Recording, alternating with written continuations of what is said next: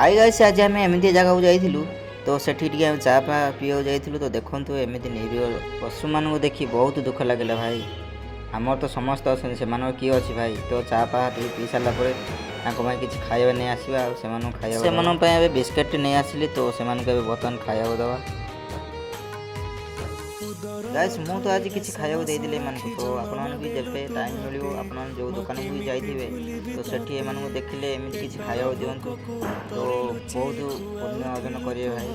तो एम किए अच्छी गाइस देखु बहुत खुशी खाऊँ ना से तो कहीं से अनै था किए आमको किसी खाया देते आम पेट भर तो से अनै था तो गाइस आज मत भी बहुत खुशी लगे कहीं आज किसी खाया दे पारे। गाइस आज वीडियो को ये एंड कर तो जब भी आप टाइम मिले एमती साहाଯ୍य करूँ तो मत सब भल पाए दिखाँ सपोर्ट करूँ